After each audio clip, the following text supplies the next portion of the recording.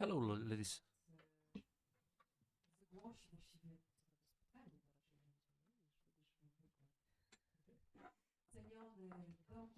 Today's lecture will be delivered to you, will provide to you with one of the most sought after guests of Venice Open at the DOP. Wojciech Staroń is about the visual key in the preparation of the of the visual part of the film. He will tell you about that in a second. I'm leaving you in his good hands.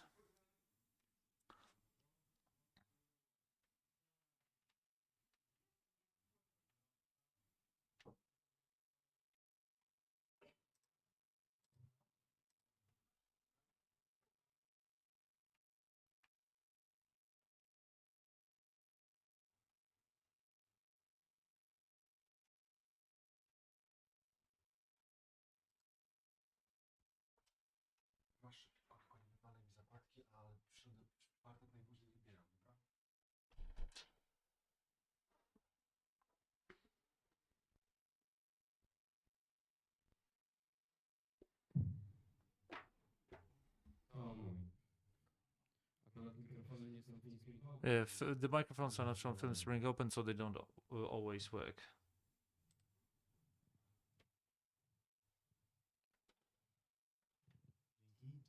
Thanks. Hello to everybody.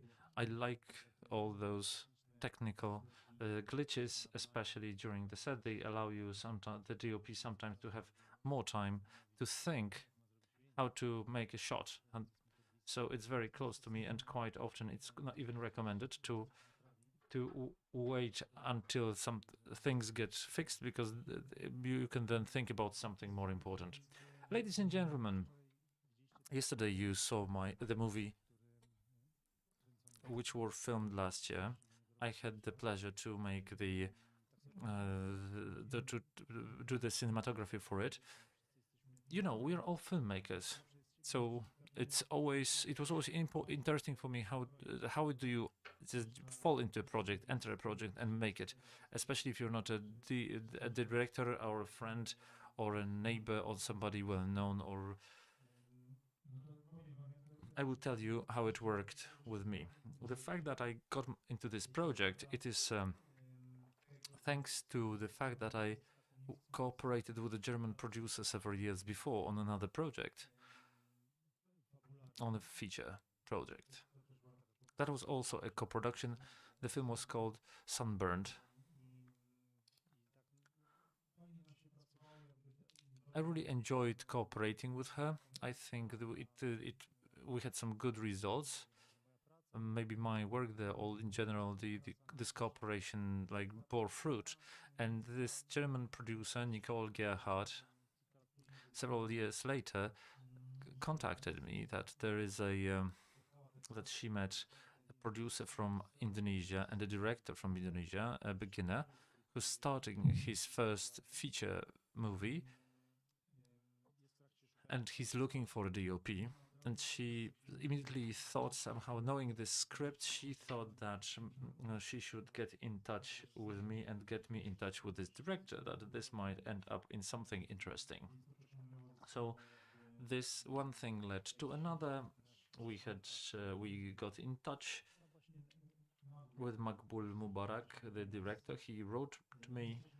He saw my films before that, so that it's not a contact which like that somebody recommended me. He watched my previous movies. Makbul, before he started to make films, he was a film expert. He was a film critic. He was studying film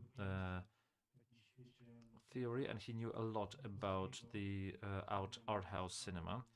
He knew the European authors, Latin American authors, Asian authors very well, and he was very well versed also in the Polish cinema. So he knew some of the movies I made.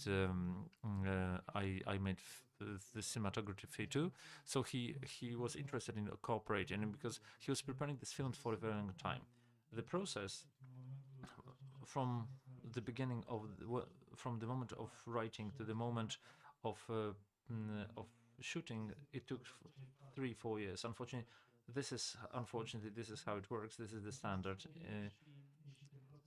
It's less of a problem if this process is creative, and he really he really used it well, because the first draft of the script was interesting enough that he was accepted with the script to various script workshops or script docking workshops like Torino Film Lab, Locarno Festival. They also have, those big festivals do have, or Berlinale, they do have this possibility of, they do have competitions for projects of movies, and you can enter them with a good script, with a good idea, and then you get a grant. You go for a week or something like that.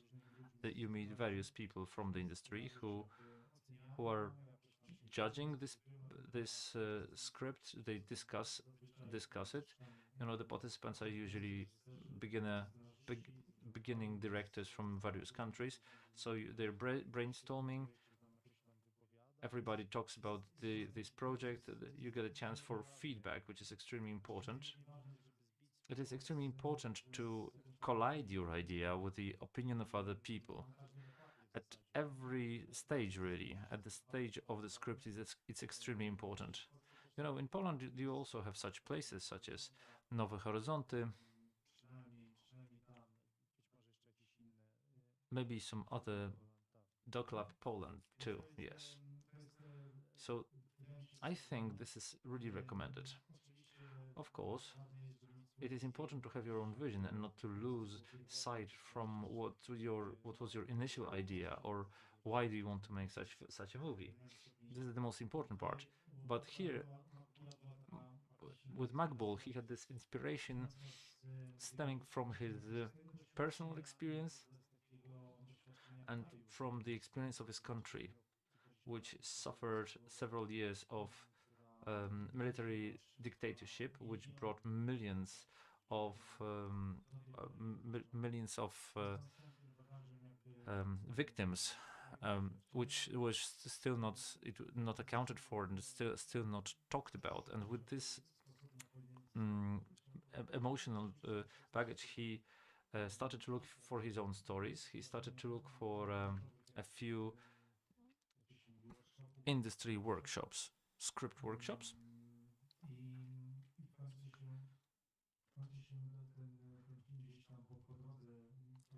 And finally, somewhere on the way, they were looking for co-producers to get the right budget for creating that movie. There were several countries on the way which agreed, like France, Germany, Poland, which agreed to cooperate on this, and Singapore. It was an international co-production from the point of view of production. We had the time set, the date set for the first documentation together. It was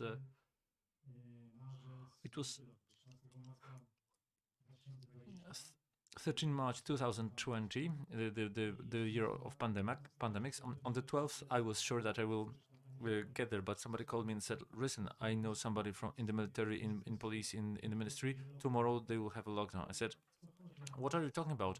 I'm packed. I'm going to Indonesia." But after a few such voices, which I heard somewhere, people who were insiders, I decided to stay. On the 13th, there was lockdown, and the whole production was shifted half a year. It was delayed, so I left in autumn for the first documentation. But it was this was the organizational stuff. Would you close the door, because there's a very strong light which blinds me. It's pretty dark in the room. Thanks, Pavel. So throughout that time, we were meeting online with the director. We were talking about this text. We were talking about some formal ideas. The directors often asked me if there are if they have some text which would inspire me, or films that would be an inspiration. The directors usually suggest films which are telling a story about a similar topic. In this case, it was about the relation of an elderly man and a younger boy. Mm, Makbul gave me some Venezuelan film which was about love of an elderly man to a young boy from the street. It was all about that such image which is in the similar human space. I remember.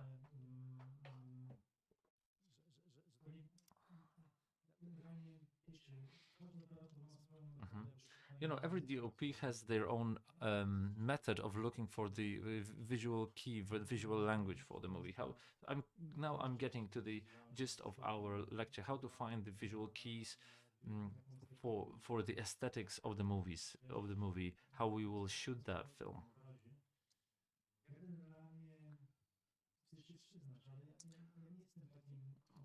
I must admit that I don't watch too many films, as I do watch. I like going to the cinema to a movie where I know it will not cheat me, that it will stay with me because I get very much engaged into what I see on the screen. And after many situations where I spend my time and my attention and my awareness, I get a movie which is pretty well made, but which puts darkness on me or leaves me with a certain feeling of being lost. You know, I don't treat that as a good fuel for life. I think that good movies do not inspire us to make other movies. They inspire us to make other movies, but did not leave us in the feeling of hopelessness and unwillingness to live. Unfortunately, a lot of films are based on that. That evil is very attractive, and it's nice to film it. It's nice to tell stories about that, but it's really difficult to get out of it and to ask yourselves important questions and to show some light. I started to look for inspirations for this movie somewhere else. I was waiting for my trip to Indonesia a lot because it's a country where I've never been before and I knew it's going to be something totally different. And because I travel a lot, making movies in different parts of the world, I knew that each trip is a new breather, it gives me a lot of inspiration. I see new things for the first time, and these first times are always the most important ones. And so what if I made a list of scenes or movies that I like and suggested to the director, when it would be secondary, it would be recreative, it would be very theoretical, because our movie will be something new. Our child, which is to get born there, should be something different from what was done before. So, per force, any inspiration that could stem from other movies will be very rigid and even paralyzing, in my view. So I decided to cut myself off such thinking, where I could find something in the cinema, something that could be used right now. The first thing, I decided to open myself to Indonesia, but I knew one thing, because this movie talks about certain spread between the good and the evil. This is mm, this is a moral sort of cinema. We're showing people based on decisions and choice. This like the ultimate decisions, moral, ethical decisions, which are ultimate for them. So on one hand, there was this darkness. On the other hand, there was this light. So I decided that it made me think about contrast, and then I started to wonder how you can express contrast in a visual way, and that's how it brought me to one is that you can look for contrast in the darkness and light, And the second thing is, because I was making a colored film, you have to lose some color palette that would underline this contrast. That would make it even more expressed, more. Oh, here there was a picture. Oh, our producers from Indonesia, the two in the foreground. This is the this is the picture from the first documentation when I got to Indonesia and I started to get all those first impressions, because that's very valuable for me. What I've noticed is that from purely the photographical perspective, I'm trying to go back to my beginnings, to photography. I liked to walk around with a photo camera and react to reality, to observe reality. I was more interested in what I would see than to what I would come up with. That's my way to approach things in photography. I mean, everybody have, other people have different talents. They can come up with something that they have never seen. They can do it in the studio, etc. And I value that and I love it. But me, in a fully humane way, I'm interested in observation. Maybe that's why I also like to make documentaries. This is my passion, to photograph. It's making like a moving photography or street photography, which bases on what you see, what is there, what is around us. It's very interesting. It's also key in my feature movies, in my um, fiction movies. So I went to Indonesia and I was collecting color inspirations. And what struck me in the place where we were, sorry, I went a bit too far. Okay, so what struck me, it,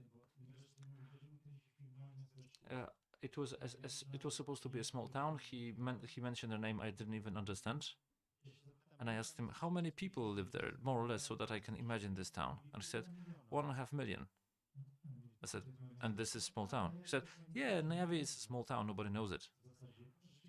And yes, the actors have never heard about this town as a city. It was like a province in Java, but Java is the most populated island in the world, which has the highest density of human beings per square kilometer, and it was 1.5 million people, and there was not a single tall building there. Like a few story buildings, maybe there were one or two of them, and the rest were just single, like a small, small houses with single level, with single floor, all around, which was spread all around. Of course, there were like mountains, agricultural lands, and beautiful nature where we also did the filming, but we filmed mainly in that city, and this is where we started to look for inspirations. I will start from the end. So the first thing that struck me in this place was maybe I should jump on and maybe then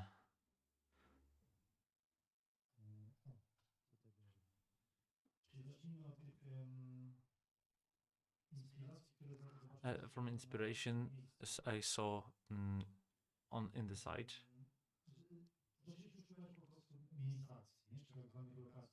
Mhm. We started from locations, from the objects, and the first thing we went to look for, I don't remember what we were looking for, but we are going across that bridge, and I asked them to stop because I was really inspired by the colors of that bridge, and this combination of this is what I was looking for. This combination of colors, contrast. So red and green. This really struck me, and I really liked that because that was the time. This is the equator. So during the whole year, you have the same temperature and the same rain every afternoon, the same stuffy heat in the morning, and it's always lush green in terms of nature. So I knew that if we'll be doing this documentation in November, and in January or February, it didn't matter that we were delayed because everything looked almost the same. What was interesting for me was that architecture, this provincial architecture that used a lot of green color everywhere. Many things were painted green. And that gave me this first indication. I like this scenography, which supports me. I'm trying not to fight against the set design in the film. Sometimes I come up with something with the director. We go to the location, looking for locations, which will work with our initial projects, and we came up with we'll be using some different colors. In the movie, we see a green bridge, and then we would repaint it to a color that we came up with. Well, like let's say it's blue, for example. No, I don't work like this. I start from the other way around. First, I start to collect certain signals from the environment. I'm trying to draw from what is given in a given reality, and adapt my ideas to what is given for free in a sense, but which is also what is also interesting on the other hand. And I treat this scenography or set design that of course you will have to build certain things, like this whole building, the apartment were built in that film, but some things have to be taken from nature, because we know what it looks like, we know if it works or not, we know if we like it or not. And this green color I started to explore the green color and looking for various hues and shades of green. These are the close-ups of the fragments of this bridge, and I really liked that because it had this it had exactly what I was looking for, this contrast, this range, red and green, these two contrasting colors. And in all this Indonesian reality, of the reality of Indonesian province, I was already sensitive to that. I said, okay, this is my hook, this is my anchor, and this is the key to look for other objects and to structure the ideas for further scenes. I already was sensitive to that. We were sitting in a bar, and I was already starting to observe things that were within the same color palette. Here, for example, is the cast during the crew during the documentation. You know, the rain starts to fall. Everybody puts on green or red coats, and it all started to click together. It started to work with that color. Here is a girl under a mosque. It is the mosque where we were shooting this accident where he bumped, and this whole argument. It was shot next to this mosque. Here I would tell you that the green here, they liked this green color, like green screen. We were even sort of sniggering that everything was painted for special effects, but then we changed it somehow. This color, for example, of this mosque, we repainted it to make it more to tone it down a bit. And then I would find those green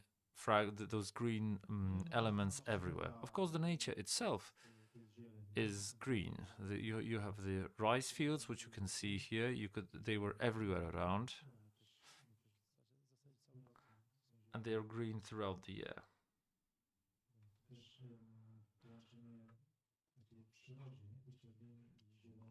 So here the combination of the green and red in the nature. This is one of the villages we were shooting in. This was a location which was at the second scene in the script, which unfortunately didn't make it to the film. This was before the banners were hanged out. When Burna takes Rakib to the printing shop, and they watch as these banners are being printed.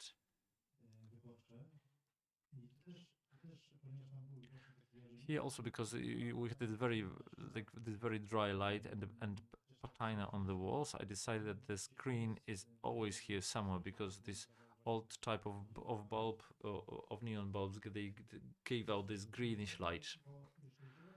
I was looking for this green not only in the colors themselves in the set design, but I was also looking for the green in the color of light. You can get the color in the film in many different ways. It's very interesting. It is not. It's above all the color of the element of set design. However, it can also be the color of the costume. It can be also the color of light that gives out this greenish hue to everything, and altogether that creates a certain coherent and wider palette of the existence of that color in a given space. Here you can see pictures from the hospital, I think. Yes, in the hospital when we were documenting that, I also noticed some fragments which were green. Here is the street. Oh, here again, on the hangers in these are the uniforms of doctors, the overcoats of doctors and nurses in the hospital, and we decided that it will be a part of our set design. And we set up 2 hangers with those overcoats, greenish and pinkish ones. When when he's running out of the hospital, this camera, you have this very, you can see that the foreground is filled with those hangers. So these were the first color impressions that I was noting down in Indonesia. I was walking around with the photo camera, and I was taking pictures of everything that looked coherent to me, that worked with this color idea of mine. This is the petrol station, and if you're looking for something, you find it. If you know what you're looking for, then you can see it everywhere. It is so that the green and red colors I started to sort of grow over me, and we got to this petrol station when we made this scene when they are filling up the car, sorry, the generator, where the uncle is bringing them the beer. Here the green and the red, which is natural for this distributor. Of course, I sort of augmented that with my own light to make it even more intensive. But I already knew that we will use it, and it works very well with that palette. Here some kitchen and some flat. This green started to, so you can see, oh, it was drawing me to itself. Here the cemetery. This is where the scene and in the cemetery was shot, of course with a different light and a different setup of the camera, but the palette of the green was also present here. Here is the first scene of the film, this shot through the door. And then, again, with the set designer, we came up with the idea that he should replace the panes in the window so that they're also greenish and reddish. All the structure, all the building of this house, we already made it from the point of view of a certain color-related continuity. That's where we had to have them. We had red elements, green elements, and in the film, if you remember, there is this moment after this beat up of Argos by the general, and after the scene in the hospital, suddenly the dominating color changes.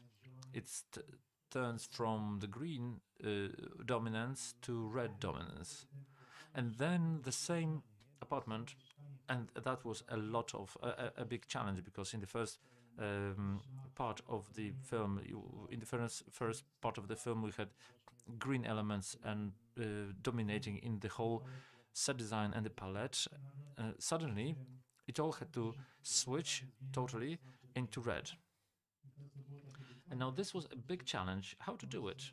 I have the same interior, the same kitchen, the same corridor, the same rooms, and the same view outside of the window, and it was supposed to be green, and now it has to be red. This is what we came up with. This was our idea to show this transformation, which was responsible for the transformation of the protagonist.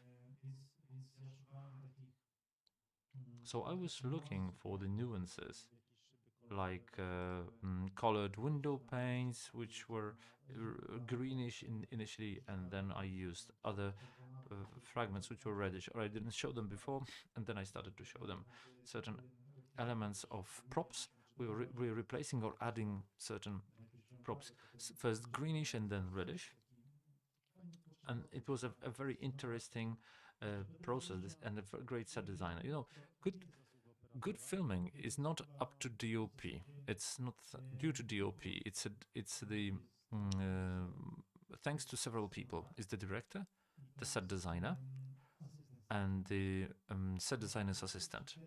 So the guy or girl who's with us on the set at all times, and who changes small details, changes details, and everything is in a detail, as you know. For something to have sort of expression, sometimes it's enough to switch the camera, like move it by several centimeters, and change one element in the shot, in the frame, and suddenly it starts to work in a totally different way. And this is most often thanks to several people who are present on the set, even though you know the actors, etc., etc., you know, production and all that. It's a whole machinery which has to be pushed from the by the producers, by the whole production team. But in terms of artistic expression, with the same production conditions, you can achieve something or you can lose something.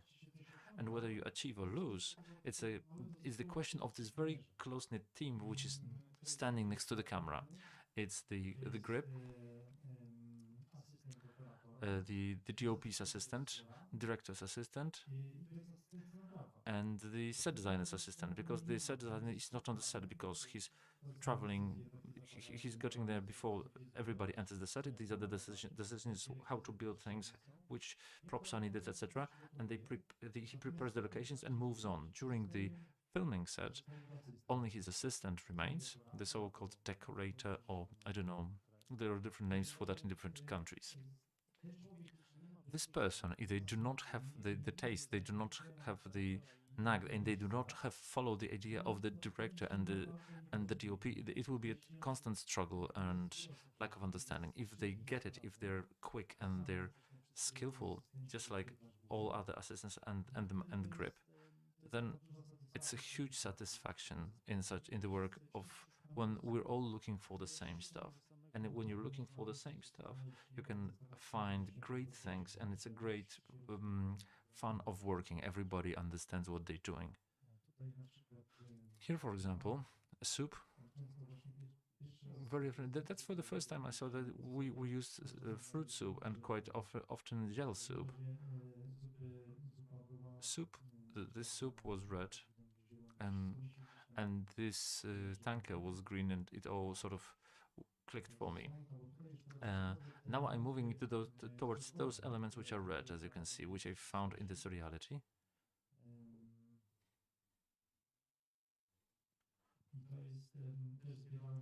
And I was collecting, just as I was collecting the green elements, I was collecting the red elements. This is the karaoke, where they were singing. In the film, there was a longer scene when they was entering that karaoke, when they were how they were. Rakib was leaving to the toilet. He was making the final decision. It all was deleted. It was, but these were the natural environments which we adapted later to our needs. Here's the director in the karaoke.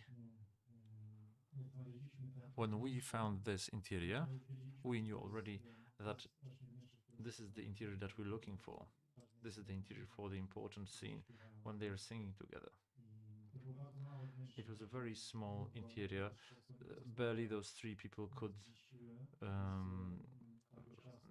be fit in there. So it was very a confined space, but it allows you to feel closeness and certain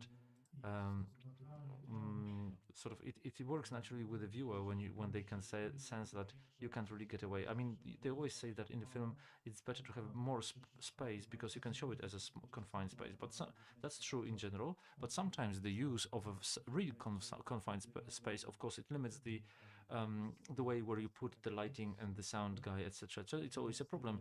But sometimes visually it works very, very well. That it's that this confined space transfers um, better. And there was this karaoke in here, made the which showed a certain palette, which worked very well with the film. So after this first documentation, I made a certain summary, and I selected those pictures, and I suggested that to the director if we wouldn't go in that direction, but in an extreme way. I said, in order for that to have some sort of expression, it has to be very like done in consequence, and it has to be.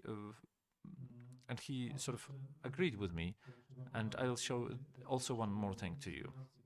Here were some inspirations how to paint the interior of the house of the general. These were the pictures that I found, that I decided were in a similar mood when it comes to set design. The use of the colors of the because the house of the general was the real house on the outside, but the inside was built by us. It was a very big open space which gave to the set designer to build the set and to build all the walls according to our needs. So you had like this huge window. It was my idea to so that you could look through that window to the outside, and then we used that in some very important scenes when he's talking to his wife on the phone, when Rakib is waiting, when the general is beating Agus, then we have the reflection of Agus when he's waiting, when the military enters. It it worked very well, even though it was quite expensive. It was a big window. It cost a lot of money, but then the director was grateful that because the set designer tried to convince us to make it divided into three because it will be safer, it will be cheaper, etc. But we really sort of were very hard and fast on that. When we could compromise, we would compromise, and I was willing to compromise in many places and just to make things cheaper. But this window, without those beams, gave us like a big screen where you could very interestingly combine the outside and the inside during the magic hour. So we had the similar level of the light on both sides of the window, and this augments the house. It makes the house bigger, especially also during the night. It reflected the light very well. This glass was a bit like a mirror. It increased our space. So even though that it was a window, it was just a pane, it made this house look bigger. It may make it look even weirder and more luxurious on the other hand. So this worked well, and the colors of the walls, I wanted them to be like in the deep red, wine red, and the dark khaki, something between bronze and green. And then I sent it as a reference to the set designer, so that so that he could use these two colors of walls in the house that we've built. So these were also certain derivatives of the red and green, but also processed in a way. Now I'll go back to what I said about the inspirations from the Indonesia itself. I started to look for it in some sort of a graphic art. Sorry.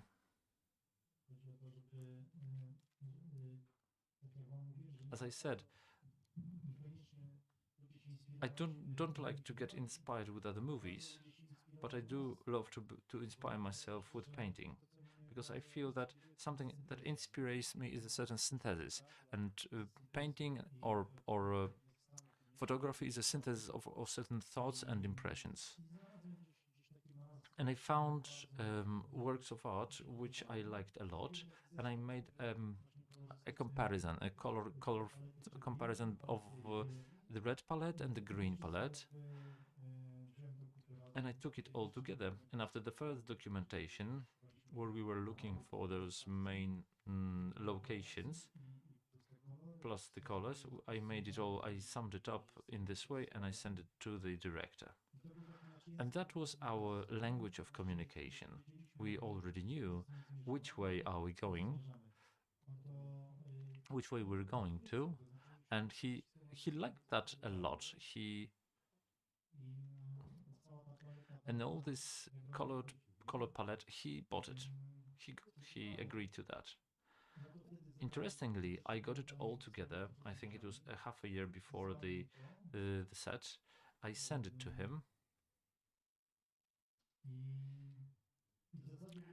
and at the end of the day, you know what?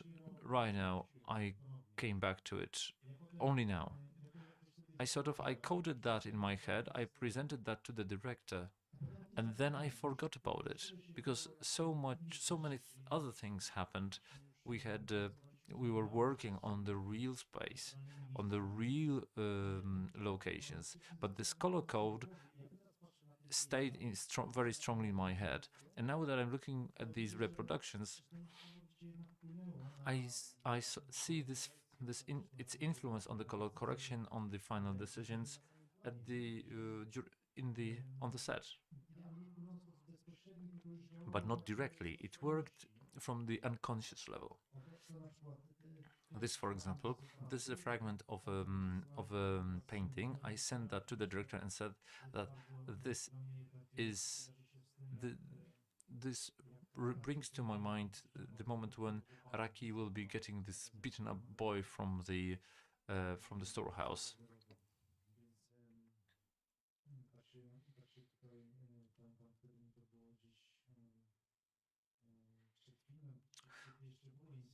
So this was before we started to work on film. Before the movie, you don't know anything. You don't know what this film will be like. How it will get born. Will it be fair haired or dark haired? You don't know what your baby will be like. Only later, when the film is edited, when it's colored, and after I watch it in the cinema, I saw it yesterday. I saw it for the second time in my life because first I saw it in Venice. I saw it in the color correction studio first, and during that I have very little time for color correction for this film, so I didn't have any more contact with that movie. And then suddenly I see it first in Venice, but then there were so many impressions and other things that only yesterday I could see that film peacefully, and I saw how many things were transferred from those initial ideas and initial inspirations, like the painting inspirations above all. I don't even know. I'm sorry, I do not even remember who the authors are. Yeah, some are well known, absolutely, but not all of them.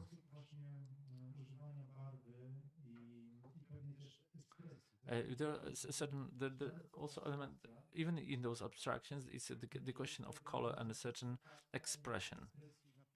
You can see certain tensions here, which is very close to what we wanted to present in the movie, because it is a movie. It's an expressionist movie when it comes to the content and the story. That's why these pictures also with their content, they also match the movie.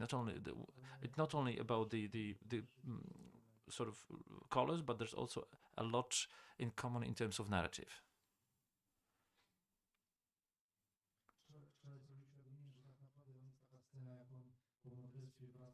There's a scene where he's coming back from the hospital after the murder, and Purna is watching some chess tournament, and he looks exactly as this man glances from that sofa with his head turned towards the Rakib who enters the house. There's a lot in common.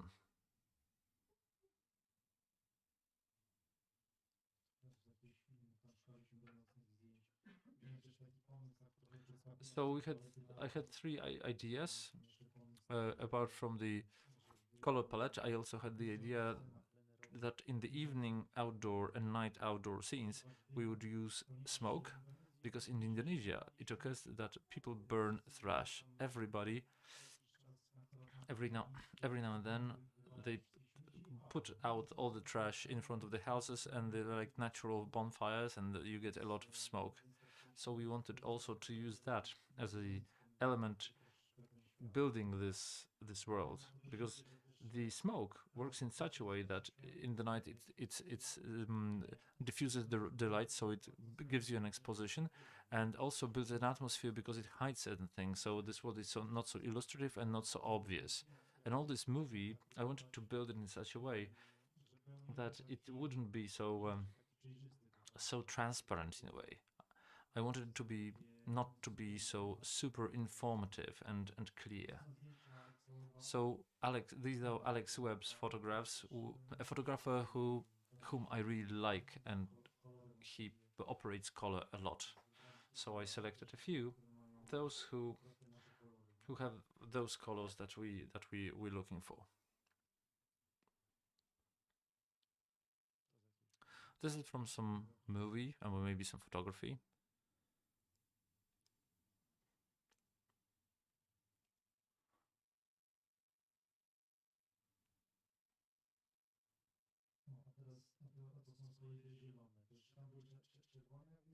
Here, these were the red inspirations, and here you can see my green inspirations. I was looking for the works where it is subjected to certain shifts, certain metamorphoses.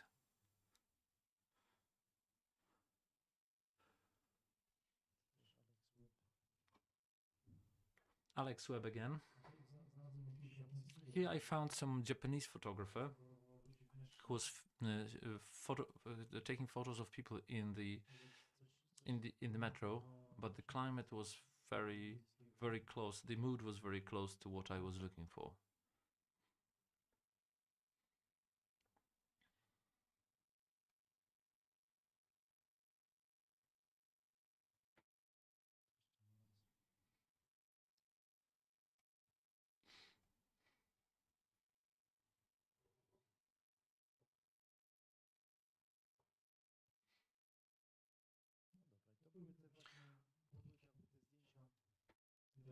Okay, here are the images.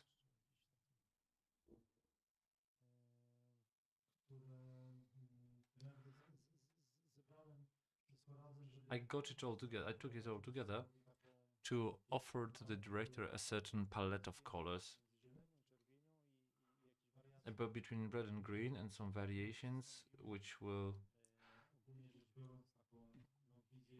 create a certain color vision of the movie. Okay, I showed you that already. So I think that, as I told you, I didn't go back to those pictures. I didn't come back to those images. But because I showed it at least once, I selected color correct. I did color correction for some of them to get some deeper layers in some of the details. It allowed me to create a vision in my head, not directly, but a certain inspiration. So what was great in working with the Indonesian was that there was no discussion that this discussion should be created. I mean, for the director, it was obvious. I mean, the DOP said it has to be like this, then we have to do it. And for the set designer, absolutely the same stuff. And they put as much work as necessary to achieve that. That was incredible for me, because in European productions, in 100%, I would have, in half of the cases, I would have a situation that the head of production would come to me and say, "Listen, we can't do certain things. We won't paint that. We won't paint that because people are doing something else. We won't be able to do it." And it's always about money, and really about badly spent money.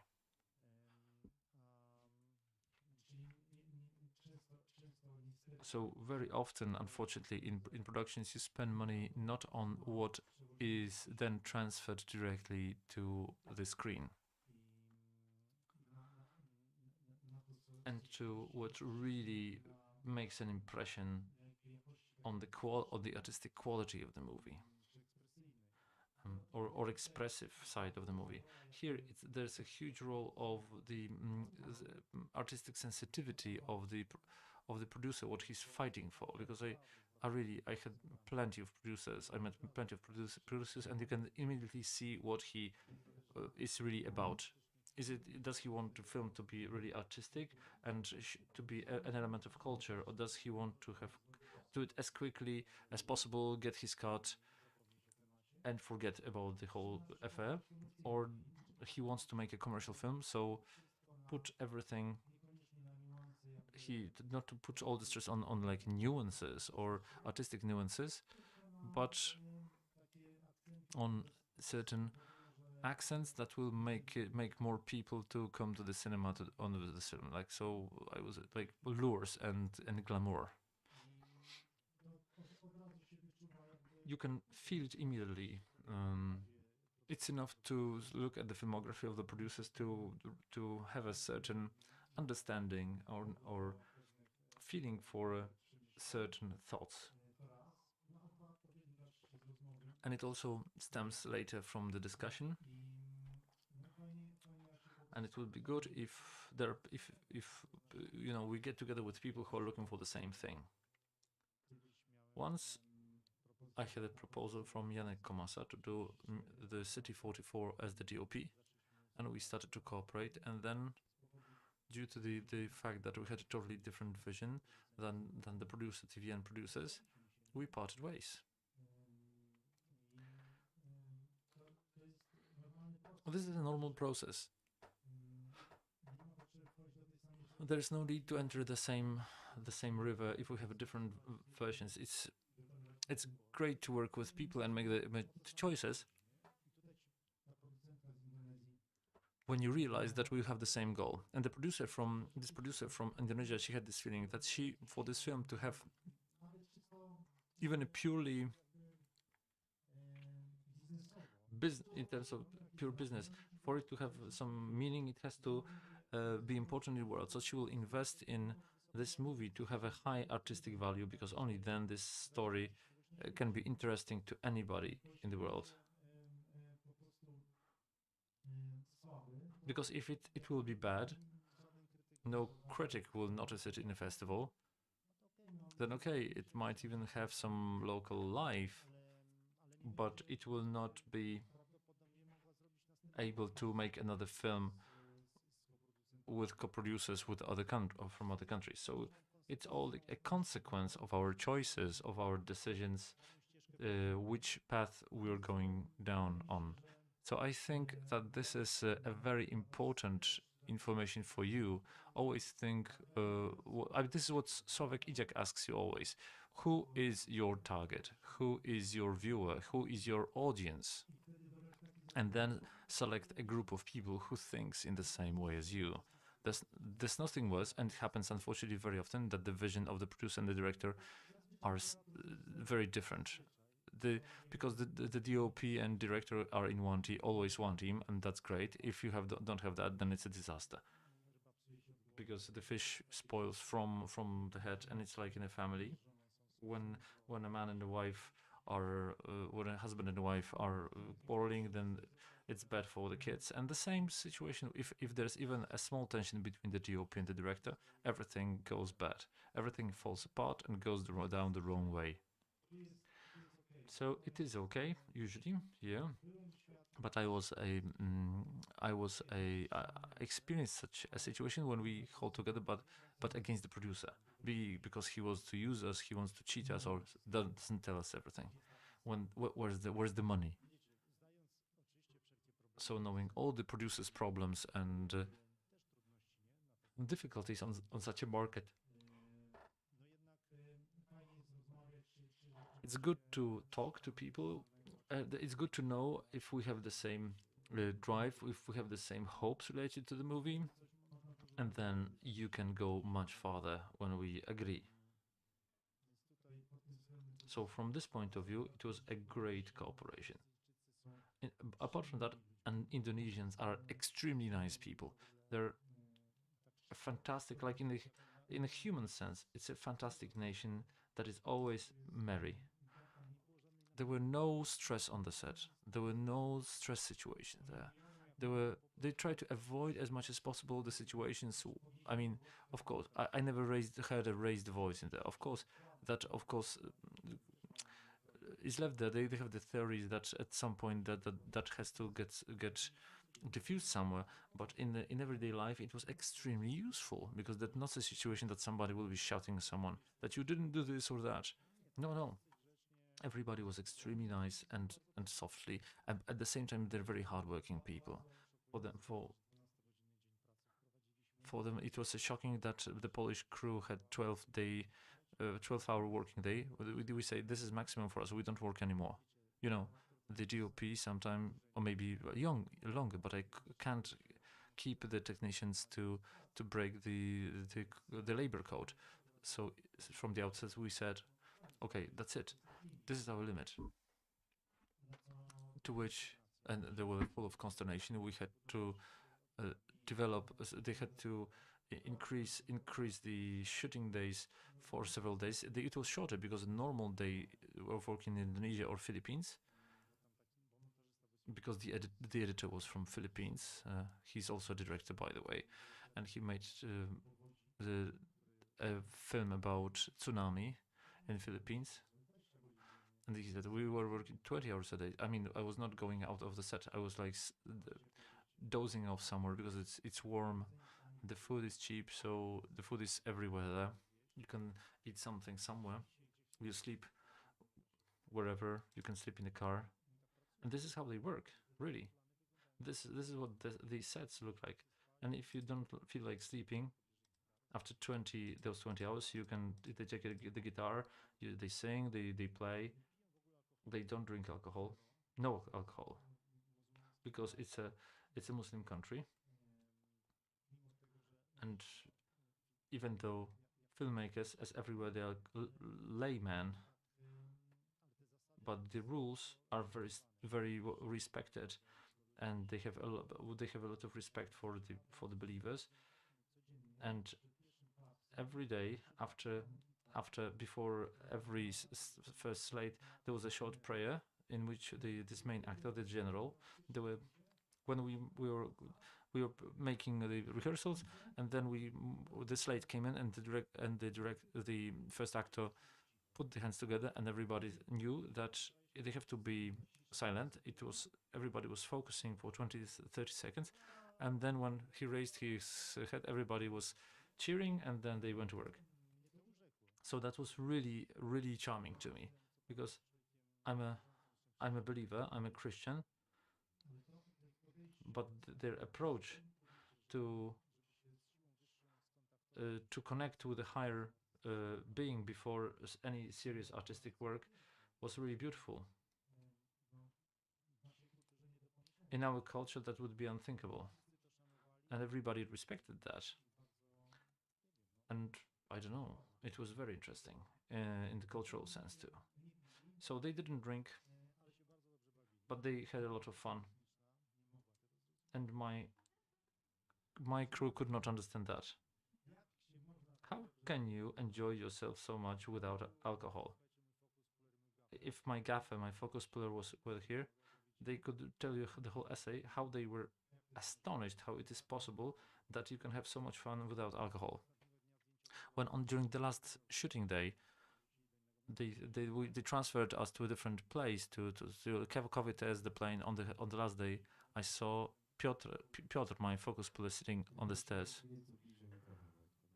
Yeah. Mm-hmm. Piotr Kostarczyk is sitting on the stairs and he's crying. And he says, Piotr, why are you crying? And he says, I don't want to leave this place. I was shocked. There was something, there was some warmth in there, and the community and good energy in those people. And this really transfers to a great common work. And then I read interviews of this main actor about I had like this Kevin who is 21 and he played in 21 films, in over 20 films, and he said he was so happy to have been on the set because they had plenty of time for talking and for free time because they worked only 12 hours a day. And the technical crew, the DOP division, the grips, the DOP assistants, I asked for five grips, two from Poland, two Indonesian, and uh, an additional one person for difficult night shots. I had like 20 people there because the labor cost is very low. So and the crew had like 100 people, and there was a guy who was only for guarding the camera, guarding uh, the preview, but he did nothing technically, but he was like a guard. So every expensive thing had a guard, but they were very nice people, and so they were not a burden because he said, and there's not much space for you. Could you stay outside? After 2 days, they all understood. They very quickly saw how the system of work how it works there. But it was all that they would all come to us and say, what will you do with that free time? We don't know. We have so much time that we don't know what to do after those 12 hours. So that was a revolution. But well, every country is different. Listen, what else can I tell you? I can tell you that I can tell you about the work of the camera. We decided in this movie, we decided to take anamorphotic lenses, which you probably noticed, which have a very strong deformation, especially the wider anamorphotic lenses. They have this distortions. It's very okay in the center, and the further we go from the center of the shot, this object quality gets deformed. The deformation gets stronger. So that was the decision.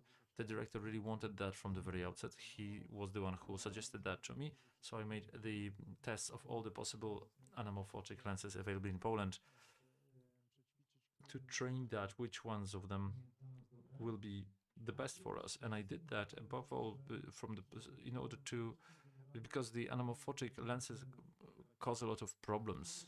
They're not practical. They're very heavy. They're dark. By dark, I mean the shutter is like 2.8. Start from 2.8, so you cannot get. You have to have a lot of light, and more light than usual.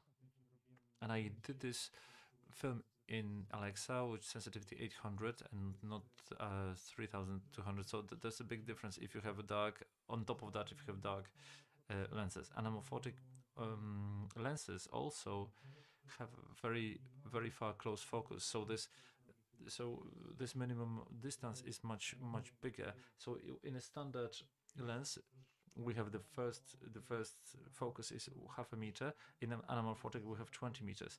So these are the things that it's like wow, we decided to do anamorphotic lenses, and then it occurs that you have plenty of small things that make your life harder and make your work harder. I knew that in that movie I would want to approach the actors as much as possible. I knew that it would be important for me to be very close with the camera to the face, and I knew that this anamorphosis will make it difficult for me. So we put like those macro add-ons, but it's also certain limitations because if you do macro lenses, then this focus, okay, it might make you closer, but you can't sharpen more than 60 or 70 centimeters. So you have 20 to 70 centimeters, and that's it. So you can't make a movement from from a close from the face to the sort of some more distant detail. So if you have ideas for untypical lenses, although anamorphosis has been recently a bit overused a bit, especially in commercials and TV shows. For the last few years, they've been using those cameras because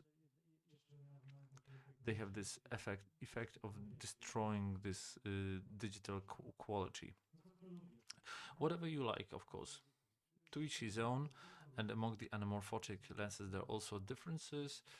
There are stronger ones, weaker ones, the ones that get blue flares, those that give yellow flares, pink flares. So all that has to be checked and tested by yourself, and you have to look what I like from among these things, what will be good. For me, the priority was for them to be the as as light as possible, because as you probably noticed, this film was shot from hand. It was manually held camera. I had no gimbals, no steady hand, uh, no steady cams. I was only using a tripod or handheld cameras, and the long master shots which made it to the film usually were made from handheld camera. And for the camera to be held well, I mean, I spent a lot of time in the rental before, or with a technician, with assistants. We take a suitcase of, or several cases of many different options, and we're adapting the camera to make it as light as possible and to become the part of your body, so it's not a standard equipment like it's usually it looks like a Christmas tree where you can see on the set that you can see the camera from those little cables and the little screens and some additional add-ons. You can see that you can see the camera. So this is a long route in electronics. Once you had a film camera, you had one setup, you put it on your shoulder and you shot, and it worked well with your shoulder. With the film camera, right now, with a digital camera, you have a lot of tweaking to do, and you have plenty of steps to go through to personalize it and to use it for yourself. Um, mm, by default, when you go to rent a camera from a rental place, you get a default equipment based on some most expensive parts, sometimes like ARRI rigs and other stuff like that. Everything is expensive, everything is top notch, but then it occurs that it doesn't work with you, or it doesn't work, or it works with you, but with a lot of cost and discomfort. I always start with asking the question, what do I really need? Which nut, which bolt, which handle, why do I need that plate? Why do I need this? I have a lot of trouble with that. I mean, my assistants have a lot of trouble, but plenty of those who think that prepared the best camera possible in the rental because it has everything. Everything is based on the heaviest and the most expensive equipment, like the biggest possible compendium with the thickest pipes and the best handles and whatever, the biggest antennas. And then I start with I ask them to take that off, and then I wonder. Then I start to think, what do I need in this piece of block, which with the box which camera is right now, which does not have its own shape, which does not have the ergonomics, and you have to build the ergonomics from the scratch, because it was built by electronic engineers, and they give us a box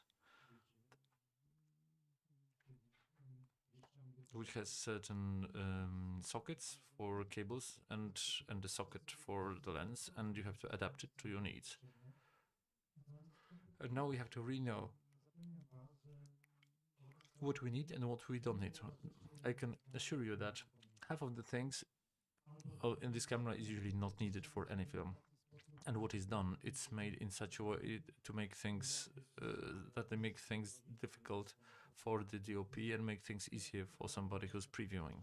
So a DOP who's just starting out and he has no experience, he really has to think hard, and in a very peaceful approach, talk to the technical crew before the filming set, so that you know what you need and what can be crossed out of the list. After this experience, I mean, with an experience, I have a lot of self-confidence to convince what is really needed in the workflow.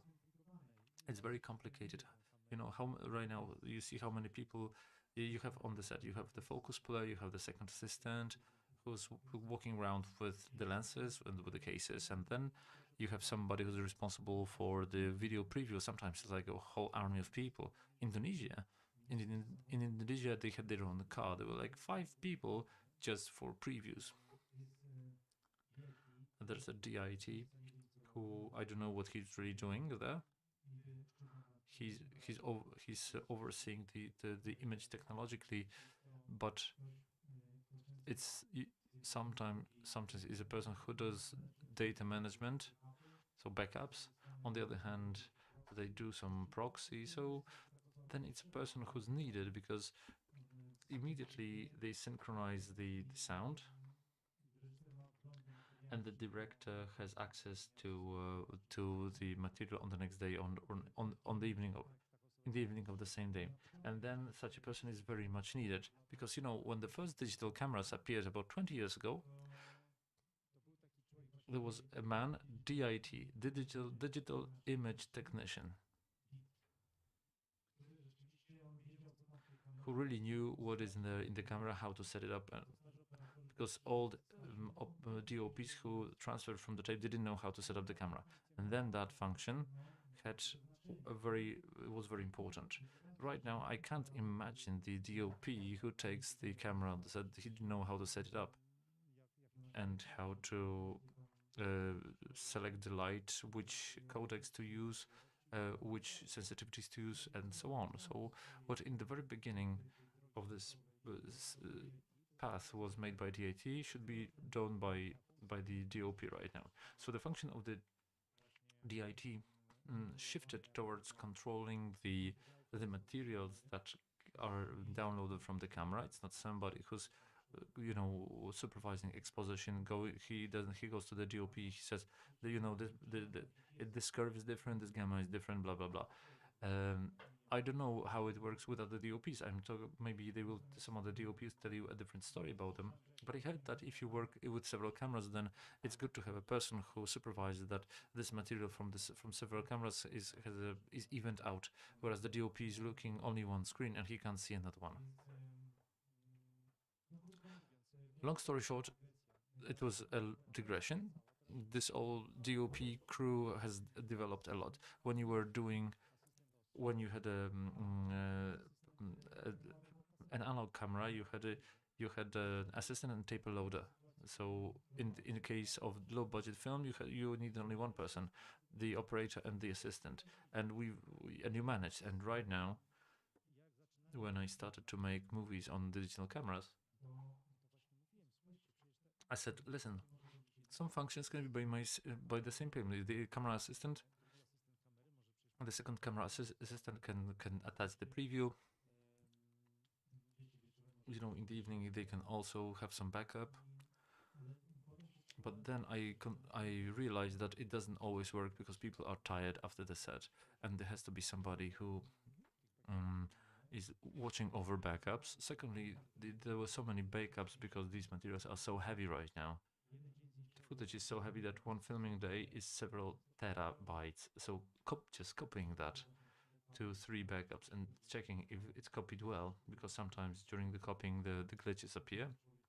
So this person has to watch that, see if everything worked well, if it's the same as the original. So suddenly, this digital world, which was to simplify our lives, suddenly made everything very complicated. The whole workflow, the whole production workflow. Sometimes, in the times past, you send the tape to the lab, and that was it. Right now, this whole lab is on the set, and that burdens the production a lot because there are plenty of people there. Like the minimal set is of the camera assistant and the operator is like at minimum it's 4 people. For me, that was always a lot, and right now I don't think it's a lot. And unfortunately, these cameras force that upon us. But usually, for 1 or 2 of 2 vacancies, I take my students. So I have Kacper.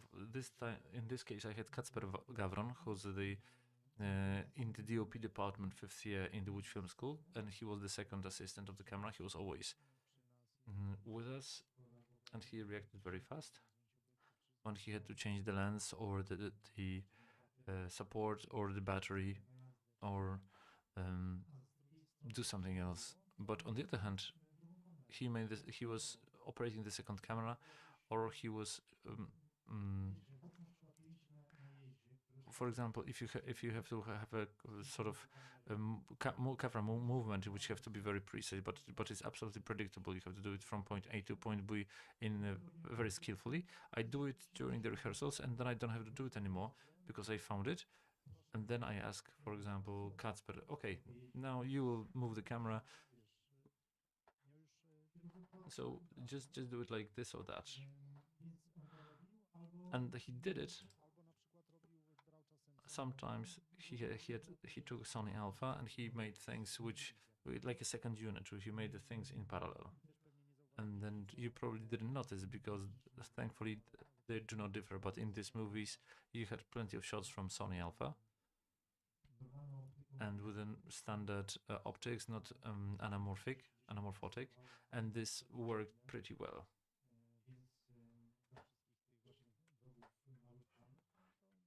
So for all the enemies of the small cameras, it's not the first movies where I use small camera as a backup, and it works, and it's pretty nice to edit.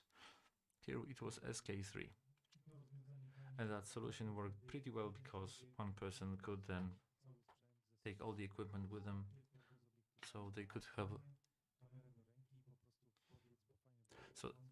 so they could take a camera, a bag, and go and record the sunset, or and get up in the morning and not wake up 10 people, the whole crew, and do some and doing additional filming day. Just get up early and do something interesting.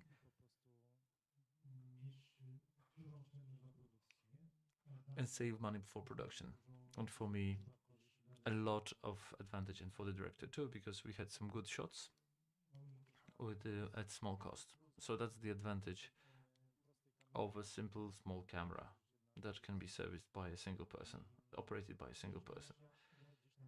And because I hail from the documentary, I'm not being scared by some apparently worse equipment, because I can know how you can get out from your equipment if you can operate it well and you expose it well, you take the right lens.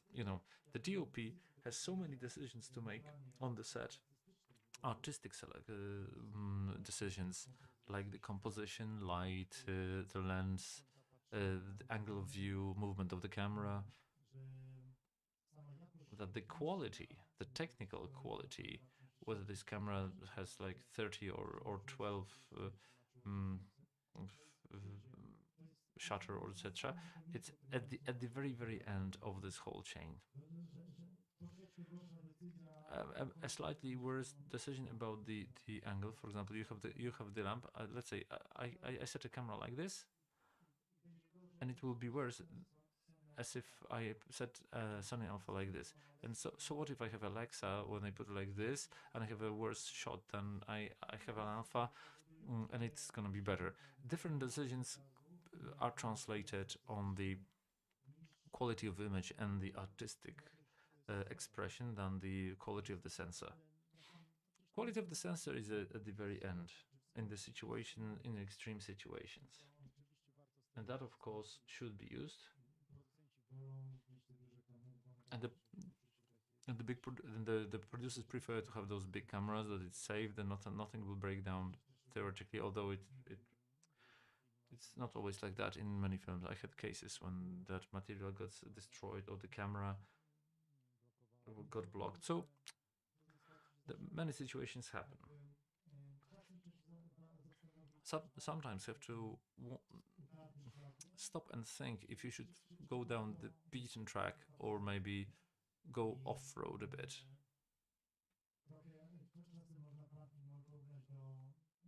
Sometimes a film plan can be compared to the battlefield in the war.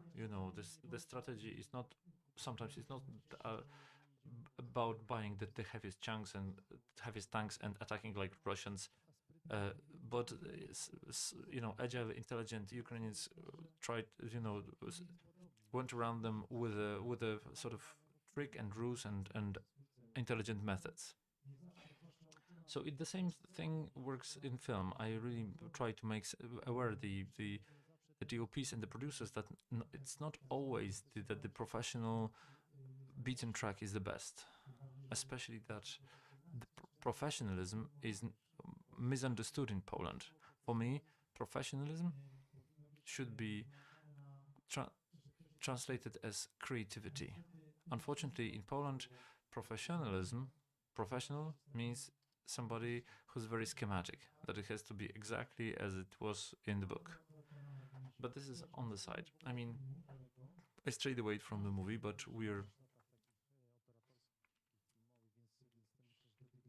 I think that, but this is all about DOP world, etc. So I think these digressions can still be useful. Maybe you have any questions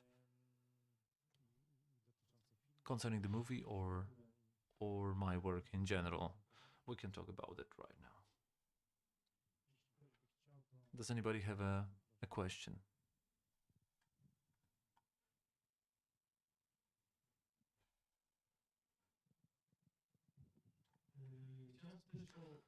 I wanted to ask you about backup because you mentioned about it. On the 2 or 3 terabytes is a huge amount of data. What did you download it on? Through which connections? How did it go? So to make it fast, through Thunderbolt or something else? And which disks did you store it on? Because it's like a big chunk of equipment. Because I understand you didn't take one disk; you take about 6 disks in a tower. I must tell you that I don't know. I didn't see this whole backup station. Probably it was like a ride, several, like a tower with several disks. Or it's not like several disks; it's several suitcases of disks normally. Here, thankfully, the old Alexa, because it was Alexa Mini, not LF. It was 28K or 23K because we made it in open gate. I think that this amount of data is much lower than in the from the film you made on first Venice one. It's a 8.8 8.6K. It's one shot weighs 300 giga. It can be translated into a number of doubles of number of scenes. It's a monster. Here we had no problems with the number of disks with Alexa, but the jump between old Alexa and the Venice is huge. It's huge. I think it's 5 times as much material. So, this decision sometimes has to be discussed with the producer. And in Aleph Alexa, uh, you have tables on the internet where you can change how much gigabytes go into 1 minute of material, of 1 hour of material. It's all compared somewhere. And then the producer, I mean, it's a big part of the budget, the discs for each of the movies. So the selection of the camera is dictated, unfortunately, by the amounts of discs for which you have the budget. It is weird, but it is so. I had this. My approach was that producers wanted me to do ProRes or Venice 4K. Thankfully, we've managed always to find some compromise and to get RAWs, but only a bit less. I said, talk to the director so that he doesn't repeat the shots, because that's where you amass the data. Or let's make a yeah, I said let's make rehearsals before we start shooting. So you have methods to decrease the number of material on the set.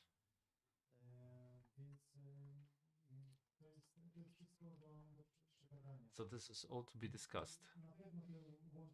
Of course, the USB-C connections are much faster than all the traditional USB. I remember that several years ago, 100 giga was 1 hour. Now it's much faster. It's 5 times as fast through USB-C. So that's good. However, this way or another, it doesn't decrease the amount of data that is to be transferred. Which grow and grow with every new with every new camera.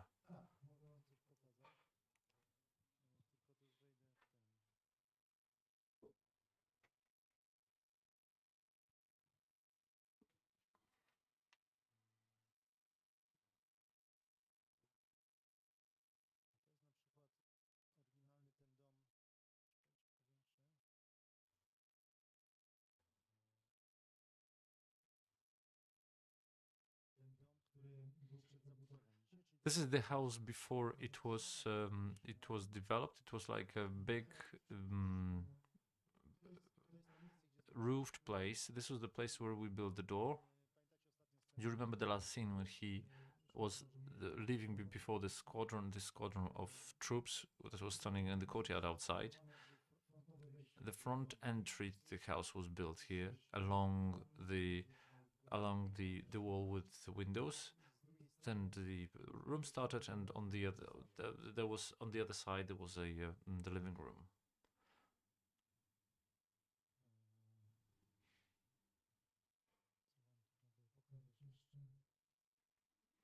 What else could I show you? This is the inside of the Agus's house.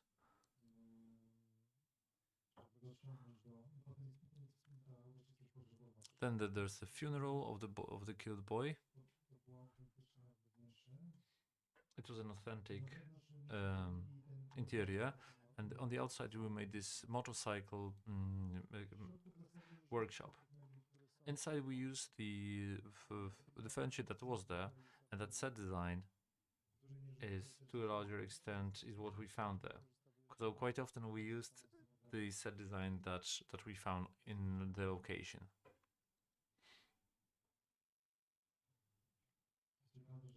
Now this is interesting that motorcycles and scooters are quite often the element of the living room. Yeah, this is the wedding picture.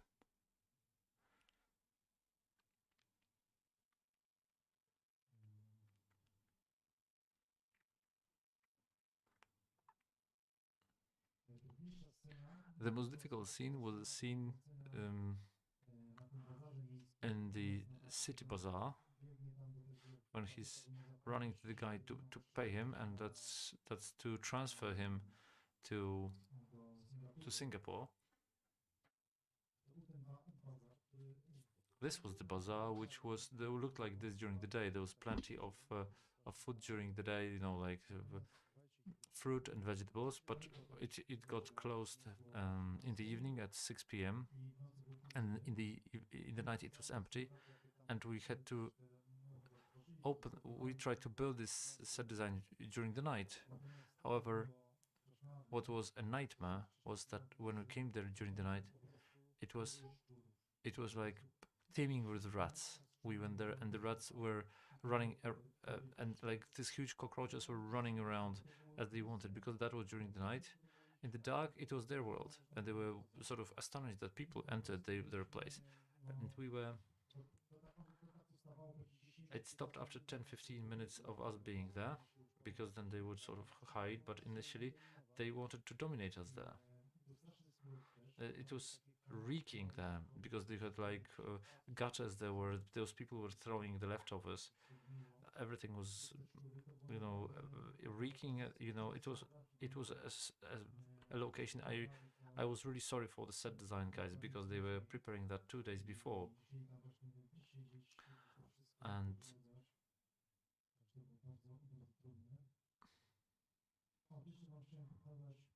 here I wanted to show you. I had it in my presentation from the operator's point of view.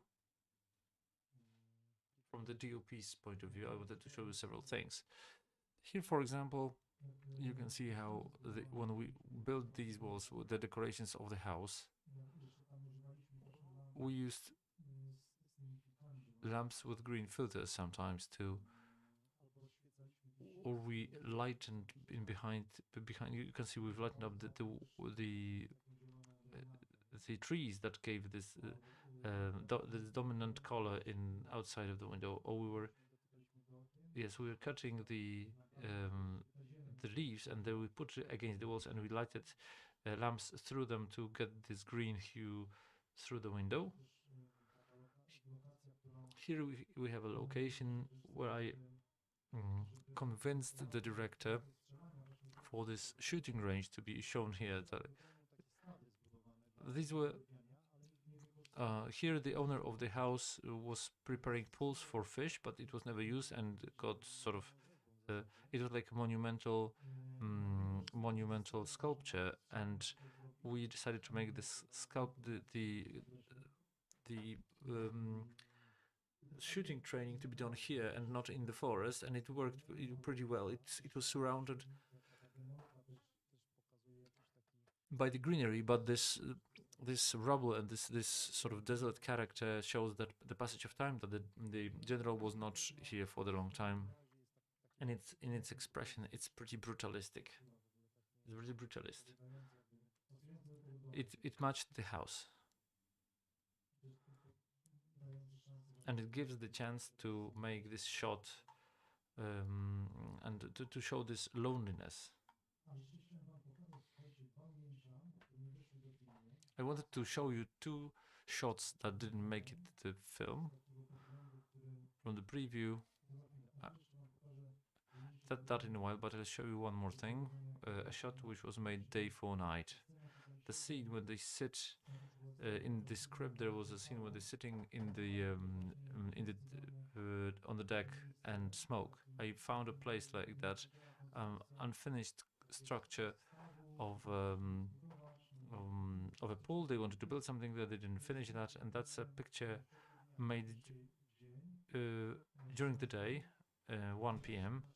I very quickly made this correction in my telephone, and I showed it to the director, and I told him, listen, that night scene might be shot here as day for night shot during the day, because this location works very well.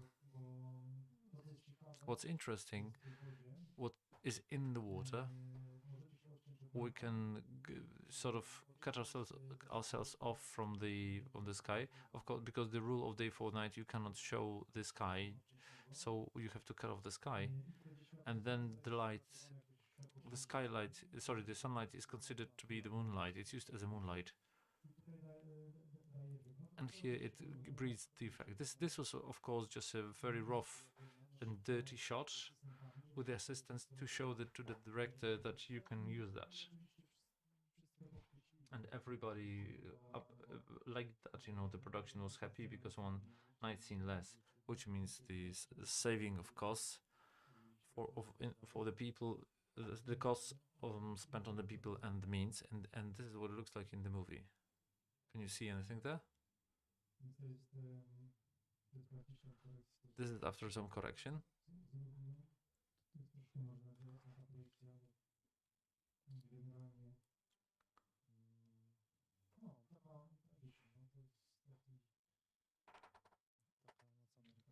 Yeah, this is like an American night, as they say. And I will show you the scenes which I liked a lot, which didn't make it into the movie.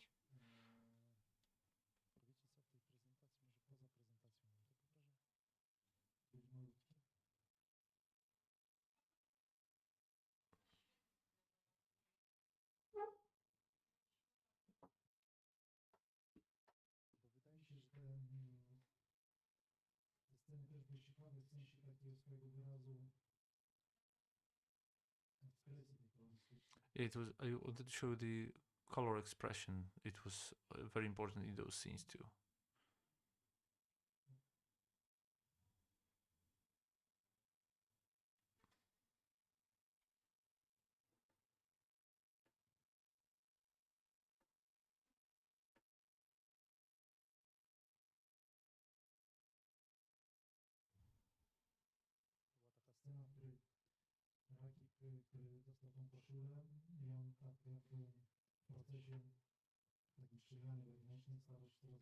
So here in the, you can see he becomes as he's due through him is his internal shift.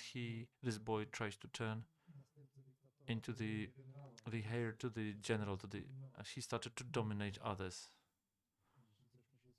And if somebody tried to, and he was getting aggressive when somebody tries to resist him.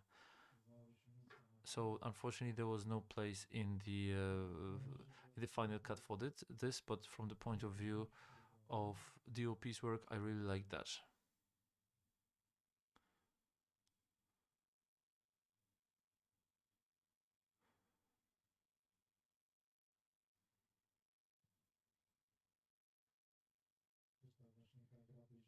Also, this interplay between the green and red colors. No, this is just light. I was just using a red light.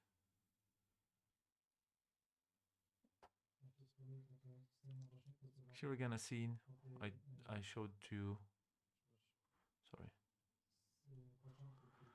From the beginning of the printing house, still in greens.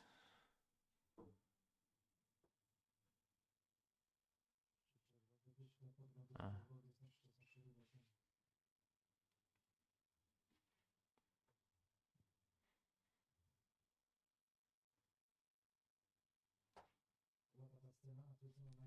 this is a skill which was on a.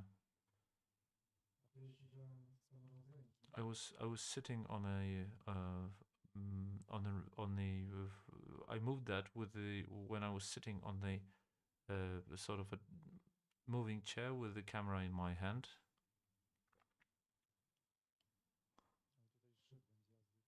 And this is how I got off. Sometimes I'm doing such combinations when you combine the camera, which is moving smoothly, and then in the same shot, it turns into a handheld.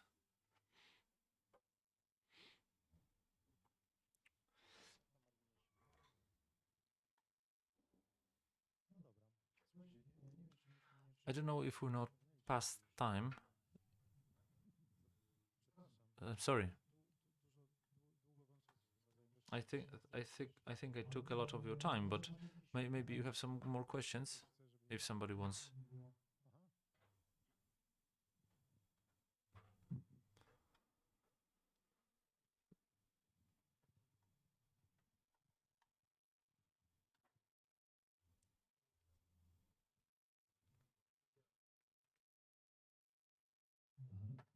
Oh, you were you were mentioning the working of the work of the camera, but I wanted to ask about the one shot in the car when you can see the face of that boy. I had an impression that it has an effect which is also in post production or was filmed through something. I don't know if my impression is right. I wanted to ask how this face was filmed there. It sort of gets multiplied or shot through a prism. That was my impression.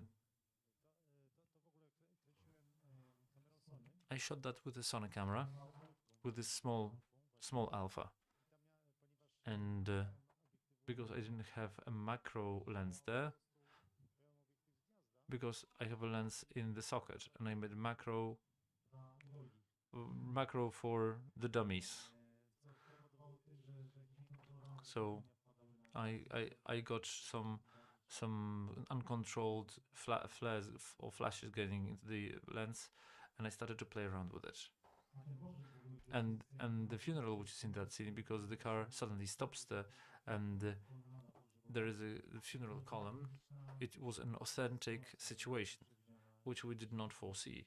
We actually stumbled upon a funeral, and I just asked of the actor not to stop, to move on, and this we managed to put that into the car, into the film. Sometimes unforeseen situations in the feature movie can be included in the movie. That it always adds value.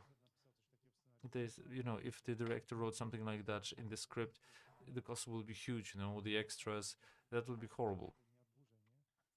And here we got it free of charge. I mean, there were plenty of things like that which you could say, that you could point your finger to, that something happened on the set.